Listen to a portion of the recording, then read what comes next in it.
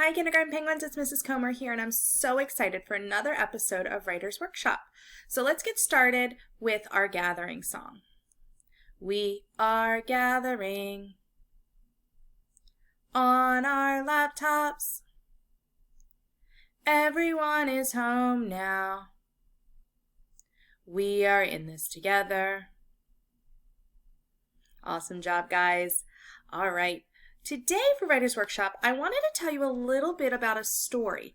When Miss Comer was driving to the grocery store, I noticed a sign, and it was this sign right here. Lost dog, Nugget the bulldog. Our beloved Nugget has been missing since September 5th, 2020. Nugget is a male bulldog with brown and white coat. Help, I'm lost. I was seen near Beachtown Natural Park on Saturday, September 5th around 4:30.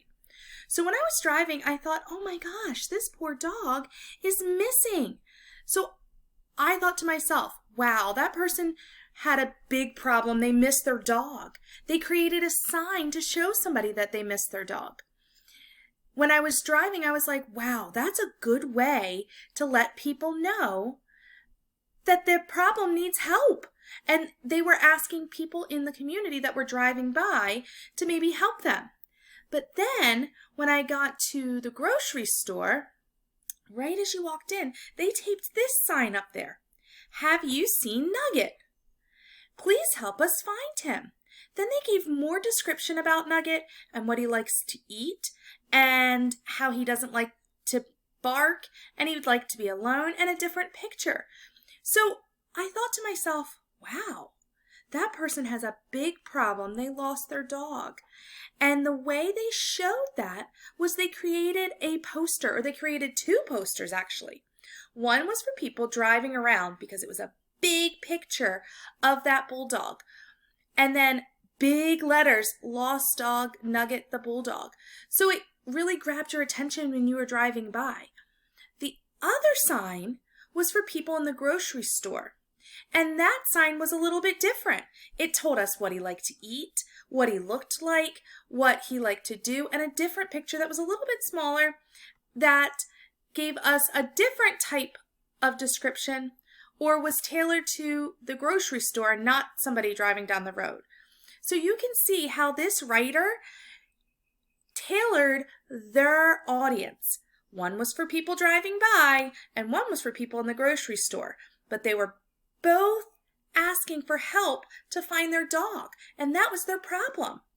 So today, I want to teach you that when writers are working to make a difference, like solving their problem, they write letters to many different people, angling them to different audiences, meaning making sure that the person they're writing to, it's specific to them to help them solve the problem.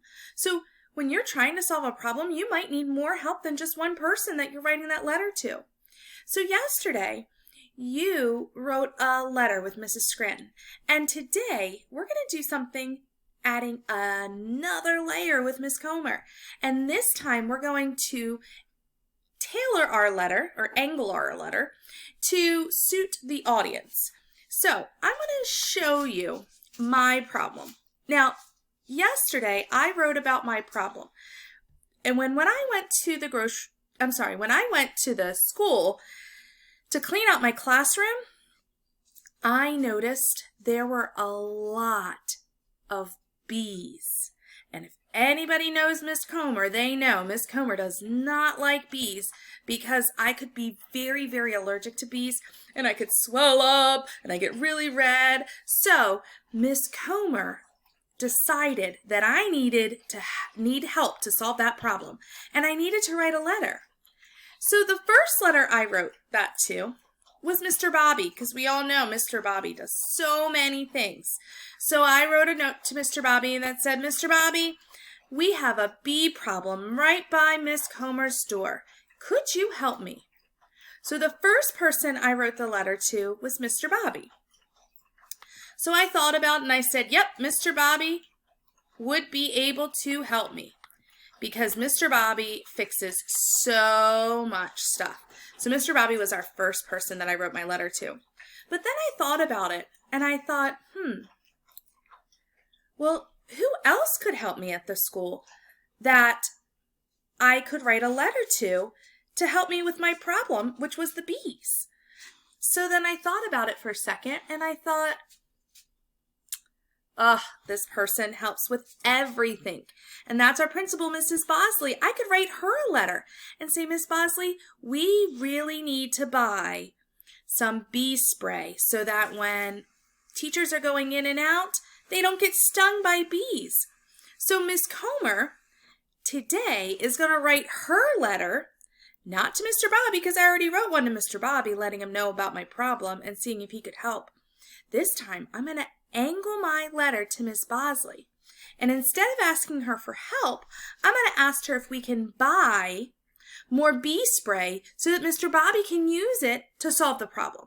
So my letter to Miss Bosley is a little bit different than Mr. Bobby's, because the way that Miss Bosley can help me is going to be different than the way Mr. Bobby could help me. So I thought, I could also write another letter to Mrs. Bosley. Now, just like the signs that they put around the neighborhood for their lost dog, did they just put one sign around? Goodness, no. They put 2 signs. They wanted more and more people to see it. And that's so important as a writer. If you want your writing to make a difference, you might have to write it to more than one person to get that problem solved or to get help in solving that problem. But then I thought about it some more. And I thought, who else could help me with my problem? I know Mr. Bobby could, and I know Mrs. Bosley could. But I thought I should write another letter. And you know who I'm going to write it to? I don't think you're ready for this one. This one was going to be to the students. Why do you think Miss Comer was going to write a letter to the students? Or what would that letter say? How could students help me? You're right, you guys are not in school, so you couldn't help me. But could I write a letter warning you and telling you don't go there because there are bees everywhere? So that letter would look a lot different than Mr. Bobby's letter and Mrs. Bosley's letter. This letter is to let you kindergartners know, be careful. There are bees. We're trying to get them solved, so stay away so that you don't get stung. So I could write a letter to 3 different people, all telling them about my problem in a different way. So today, kindergarten writers, I want you to ask these questions to yourself. I want you to take out your writing from yesterday, and I want you to think, the first question would be, who else could help you? So, my friend Hannah had a problem. She wanted to get a hamster. So the first person she wrote her letter to was her mom. But who else could she write it to? She could write it to the person at the pet store so that they knew that she was a good person to take care of the animal. You're right. She could write it to her grandfather too and tell him about how she would be such a good hamster mom. So Hannah could write lots more. So now I want you to think about the second question. What do I need to tell this reader? So for Mr. Bobby, it was asking for more help and helping. For Miss Bosley, it was, could you help me buy more bug spray for Mr. Bobby? And then when I wrote it to the students, it was, stay away. Be careful. They could hurt you. So each time I was telling the reader something different, or I was asking for something different. When you look at your writing today, I want you to think, number 1, who else could help me? And number 2, what do I need to tell this person in my writing? All right, kindergarten writers, you've got your writing. Now you're going to write for another person, another audience.